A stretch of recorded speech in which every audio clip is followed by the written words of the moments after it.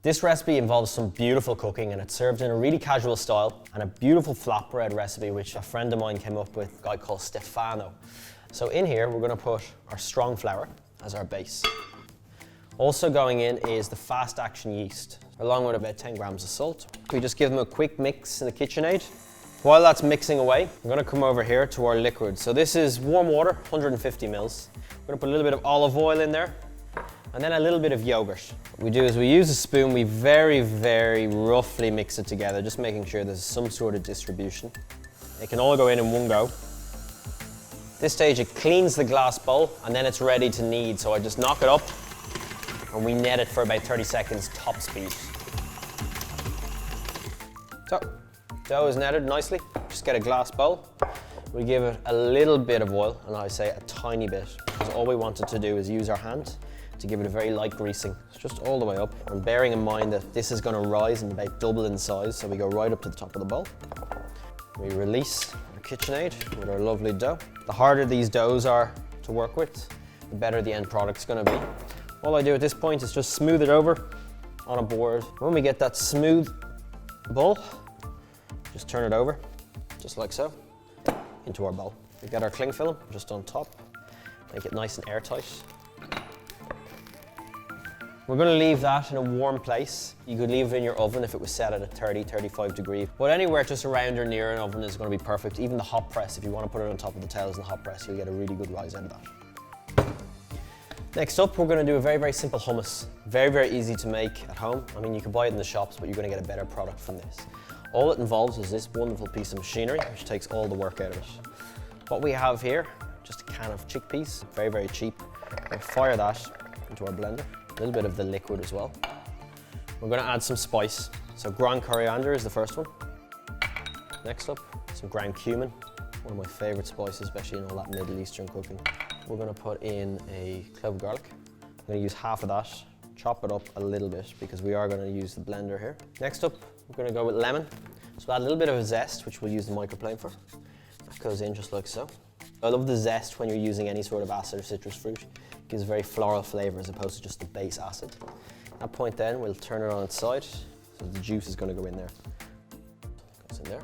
Good handful of sea salt. And then we're going to start the blending process before our last ingredient. I like a little bit of texture left in there. So you get that ground coarse flavour. And now we're going to add the big one, which is sesame oil. It gives it that lovely nutty round finish. So I'm going to add a good bit in there. And then we just keep blending. We can adjust after with more salt, more lemon, more chickpeas if needs be. We give it a quick taste, see where we're at seasoning wise. Beautiful, ready to go. Next little garnish for this, we've got salsa verde or green sauce. It's one of my favorite condiments to make. It goes with absolutely everything. Here I have a little bunch of parsley, dill and tarragon. So I'm going to get my knife. I'm going to roll it roughly through my herbs, stalks and all. So we get our mix of herbs and we go straight in. Next thing, a good handful of capers. So really acidic, really, really salty. Fire them straight in. Good squeeze of lemon juice. You get all that lovely citrus acid.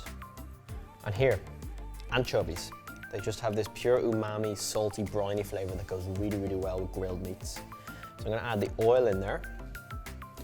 And then using my little tweezers, I'm going to take about 8 anchovy fillets.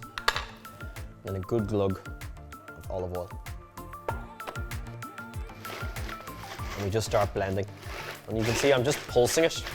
I don't want to turn it into an absolute puree. And that is our salsa verde. So I'm going to get rid of this board. We're going to build our workspace for our flatbreads. So all it takes is a very, very good handful of flour. Just like so. Now, our flatbread dough. So it's doubled in size. We're just going to turn it out onto our flour. So I'll pat it down. We're going to use a very blunt knife. We're going to cut it into little quarters, which brings us to here where we have a nice hot pan over about a medium heat. I'm going to add some of our olive oil in there. Non-stick again to make everything as easy as possible for us. We just barely lift up our flatbreads and straight onto our pan. So I'll give them a minute on that hot pan with a little bit of oil. I'm just going to flip them over. After about another minute, I give them a touch more of that olive oil. I'm gonna lift them up, pan and all, and I'm gonna stick them in the oven, 220 degrees for 4 minutes. Ooh, look at that. Just one more touch of olive oil to glaze. Season on top.